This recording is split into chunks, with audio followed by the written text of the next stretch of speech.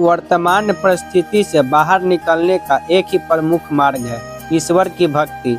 ईश्वर पर आस्था रखनी होगी कि हमें वह संभाल लेंगे, क्योंकि जो ईश्वर रात को पेड़ों पर बैठे परिंदों को नींद में कभी गिरने नहीं देते, वह ईश्वर इंसान को कैसे बेसहारा छोड़ सकते हैं। जय सिया राम, जय हनुमान दादा के भक्तों।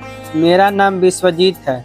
मेरे और आप सभी के इस चैनल हनुमान दादा की भक्ति की शक्ति में आप सभी का स्वागत करता हूं। आज मैं एक भक्त से जुड़ी सच्ची घटना आप लोग को सुनाने वाला हूं। तो आज हम जानेंगे कैसे इस घोर कलयुग में अपने दिव्यांग भक्त को मौत के मुंह से बचा लाए श्री हनुमान दादा, जिसे सुनकर आपका भी बढ़ेगा विश्वास हमारे प्यारे श्री हनुमान जी के प्रति। और हाँ दोस्तों, अगर आप हनुमान जी से जुड़े सच्चे अनुभव, सच्ची घटना सुनना चाहते हैं तो वीडियो को लाइक करें, चैनल को सब्सक्राइब करें और बेल आइकन को दबा दें और वीडियो को शेयर भी करिएगा, ताकि ज़्यादा से ज़्यादा लोगों के पास हम श्री हनुमान जी की महिमा को पहुंचा सके।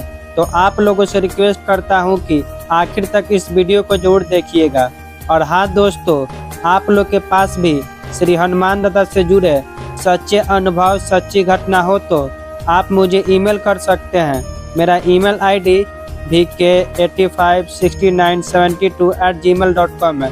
शेयर जरूर करें। तो आइए जानते हैं क्या हुआ था इस भक्त के साथ। जय सीताराम, जय हनुमान जी के भक्तों। मेरा नाम सुभाष गुप्ता है। मेरी उम्र 31 साल है और मैं फिलहाल दिल्ली में रहता हूँ। पर जो अनुभव मैं आप सभी के साथ शेयर करना चाहता हूँ वह मेरे जन्म स्थान से जुड़ी हुई है, जो पटना की है। मुझे बचपन से ही बजरंगबली से लगाव है। ऐसा लगता है कि बजरंगबली से मेरा रिश्ता बहुत पुराना है। मैं 4 साल का था तब से उनकी पूजा करता और श्री हनुमान चालीसा भी पढ़ता था। मैं चल नहीं सकता, इसीलिए मैं एक छोटी सी श्री हनुमान जी की मूर्ति को अपने पास रखता था और नित्य पूजा करता था। मुझे रोते हुए नहीं देख सकते मेरे बजरंगबली, इसीलिए सपने में आकर कभी खेलते तो कभी गोद में बैठाकर फल खिलाते। अपाहिज होने की वजह से मेरे कोई दोस्त नहीं थे, जिसके कारण मैं उदास रहता था। मुझे ठीक से याद नहीं, पर एक दिन मेरे बजरंगबली मेरे सपने में आए और बोले, मैं हूँ ना, मैं तुम्हारा दोस्त बनूंगा। तब से मैं उन्हें अपना दोस्त मानता हूँ, प्यार करता हूँ, झगड़ता हूँ, अपना जन्मदिन भूल जाऊँ पर उनका जन्मदिन मनाता हूँ। ये बात 2002 की है। मैं जब 14 साल का था तब बोर्ड एग्जाम की तैयारी कर रहा था। दिन रात बस पढ़ाई करता था, न खाने पीने का होश रहता, बस तैयारी में लगा रहता। एक दिन मैं अपने स्टडी रूम वाले कमरे में था। उस दिन मैं पढ़ते पढ़ते सोफे पे ही सो गया। करीब 12 बजे रात को कुछ अजीब आवाज आई और मैं सोफे से गिर गया। मैंने मेरी माँ और भाई को बुलाया। उन्होंने मुझे उठाकर बेड पे बैठा दिया और माँ साथ में सो गई।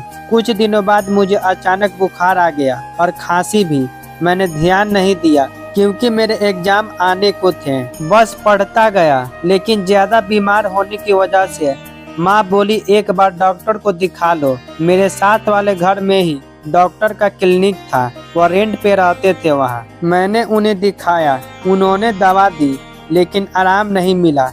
कुछ दिन बाद अचानक खून की उल्टियाँ होनी शुरू हो गई। पास वाले डॉक्टर को समझ नहीं आया। फिर पापा ने उनके एक दोस्त जो कि होम्योपैथी डॉक्टर हैं, उन्हें बुलाया। उन्होंने भी दवा दी, फिर भी कोई फर्क नहीं पड़ा। 2 हफ्ते बाद उसी डॉक्टर ने जिसे मैंने पहले दिखाया था, वे बोले कि एक बार इसका टीबी का चेकअप कर लेते हैं। जब रिपोर्ट्स आई तो टीबी आया और वह 2nd स्टेज तक पहुंच गया था। मैं कुछ खा पी नहीं रहा था, कुछ अलग खाने को दिल करता क्योंकि मैं कमजोर हो चुका था। तो जो मन करता वही खिलाया जाता या मंगवाया जाता। कुछ दिन बीत गए और मेरी हालत बहुत खराब हो गई। फिर से डॉक्टर को बुलाया गया। वह बोले कि अब यह नहीं बच पाएगा, इसे गंगा जल पिलाएं और गीता सुनाएं। यह सुनकर मेरी माँ मुझे देखकर दूर जाकर रोने लगी। मैंने माँ से कहा, रोइए मत, मुझे कुछ नहीं होगा। फिर मेरी आंखों के सामने अंधेरा हो गया और मैंने देखा कि एक आदमी काले भैंसे पे बैठा है और एक हाथ में गदा और दूसरे हाथ में काली मोटी रस्सी जैसा कुछ था। उसी समय मैंने मेरे बजरंगबली को याद किया और उनसे कहा कि जो आदमी भैंस पे है मैं उनके साथ नहीं जाऊंगा। मुझे अपने जीवन में बहुत कुछ करना है। मेरे पापा गए डॉक्टर के पास और उसी वक्त डॉक्टर को लेने हमारे पड़ोसी भी आए, जिन्हें मैं चाचा कहता था। उनकी माँ उसी वक्त अचानक सीरियस हो गई, जो पहले ठीक थी।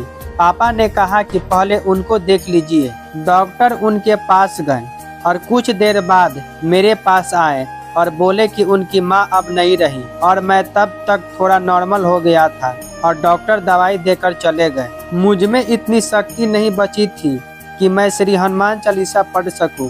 बस मन में श्री हनुमान जी को याद करता रहता और एक विश्वास था कि बजरंग बली मेरे साथ है।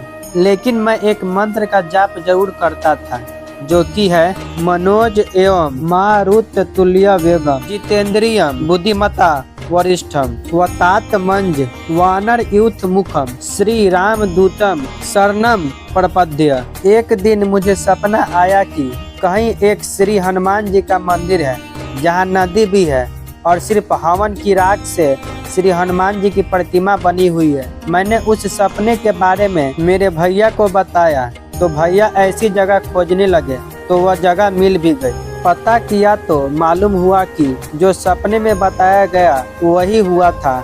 हवन की राख से श्री हनुमान जी की प्रतिमा का होना। फिर मेरे पापा और भैया मुझे वहां लेकर गए। वहां के पंडित जी बोले कि जिस घर में आप रहते हैं उस घर में बहुत सारी आत्माएं हैं। अगर अपने लड़के को बचाना चाहते हैं तो आप उस घर को छोड़ दें और उसे लेकर अतरौलिया चले जाएं। वहाँ एक हनुमान जी का मंदिर है। पापा और भैया मुझे घर लेकर आ गए।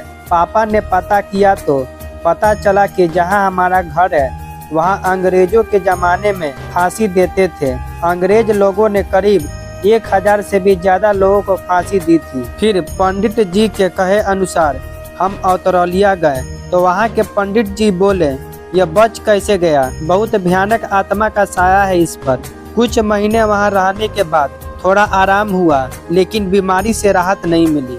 फिर वहाँ से वापस आने के बाद सबसे पहले तो हमने अपना घर बदल दिया और एक डॉक्टर का पता चला जो टीबी के स्पेशलिस्ट थे, लेकिन वह रिटायर हो गए थे, किसी का इलाज नहीं करते थे। पर मुझे उनके पास ले जाया गया और प्रभु की कृपा से उन्होंने मेरा इलाज शुरू किया। मेरी माँ माता दुर्गा को बहुत मानती है। उन्होंने दुर्गा माता का पाठ किया और 21 शनिवार को शनिदेव के मंदिर में तेल चढ़ाई और दिया जलाया करती। करीब 9 महीने के बाद मैं ठीक हो गया। आज भी बजरंग बली मेरे साथ हैं और मेरी मदद करते हैं। आज मैं art teacher face India world record holder हूँ और मुझे दिव्यांग रत्न अवार्ड भी मिला है और करीब 200 से अधिक मेडल्स और अवार्ड्स भी मेरे पास हैं। ये सब श्री राम और मेरे बजरंग बली और माँ दुर्गा का आशीर्वाद है। आप सभी से निवेदन है कि भक्ति करो तो दिल से और विश्वास कीजिए सब अच्छा होगा। आज भी मैं हर रोज श्री हनुमान चालीसा पढ़ता हूँ और हर वक्त उनका ही नाम मेरी जबान पर रहता है। तो भक्तों, श्री हनुमान दादा की कृपा और महिमा को बयां करना असंभव है। आपने तो देखा है श्री हनुमान दादा की भक्ति में कितनी शक्ति है और ये एक सत्य घटना है जहाँ हनुमान दादा ने साक्षात रूप से असंभव को संभव किया। तो ऐसे ही हमारे हनुमान दादा जो भक्त के थोड़ी सी भक्ति से प्रसन्न हो जाते हैं। तो मिलेंगे और एक हनुमान दादा से जुड़ी सच्ची घटना के साथ। तो जय सीताराम, जय हनुमान दादा।